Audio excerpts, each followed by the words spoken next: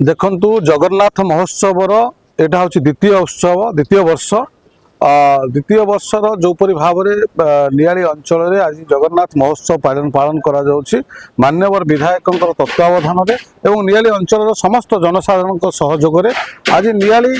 उत्सव मुखर होती एक आध्यात्मिक वातावरण भितर नियाली आज देखुं आपण मैंने किपरि भाव में हसी उठुची तेणु ये अंचल को जगन्नाथमय करने प्रत्येक जनसाधारण मध्य धार्मिक भावना सृष्टि करने एवं ये अंचल को एक आप जानी आम अंचल एक धर्म क्षेत्र कहले अत्युक्ति हो ना कारण ये प्राचीन नदी अववाहिका होची जगन्नाथ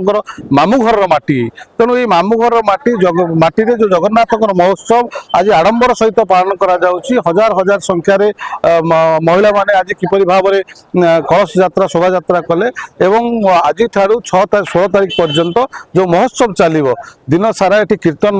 हम संकीर्तन नामयज्ञ हम एवं संध्या समय जगन्नाथ कथामृत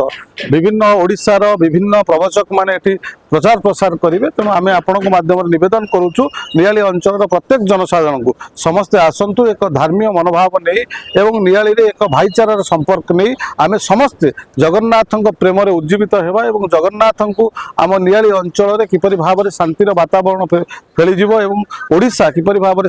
शांतिमय राज्य हम और आगामी दिन में ओडिशा रे जगन्नाथर संस्कृति ऐतिह्य और परंपरा को उज्जीवित करने एवं जगन्नाथ प्रेम समस्त को आंदोलित करने जो प्रयास मान्यवर विधायक कर आज नियाली प्रत्येक जनसाधारण उच्चस्तरीय प्रशंसा करुँच आमर आशा और विश्वास प्रभु जगन्नाथ अपार करुणा एवं अंचल समस्त जनसाधारण सहयोग में ये महोत्सव निश्चिंत रूपे साफल्य मंडित हो एवं आपण जरिया नियाली अंचल समस्त जनसाधारण को आम विनम्रतार सहित नवेदन करुचु आपण माने आसंतु ये उत्सव मुखर परिवेश निजक सामिल करंतु एवं नियाली अंचल को जगन्नाथमय परिणत करंतु एवं एतिक ही कामना करुच्ची एवं प्रभु जगन्नाथ निकट में प्रार्थना करुच्ची नियाली निर्वाचन मंडली प्रत्येक जनसाधारण मंगल कामना सहित सारा ओडिशा एवं आम देश एवं विश्वर मंगल कामना करुच्ची जय जगन्नाथ जय जगन्नाथ जय जगन्नाथ।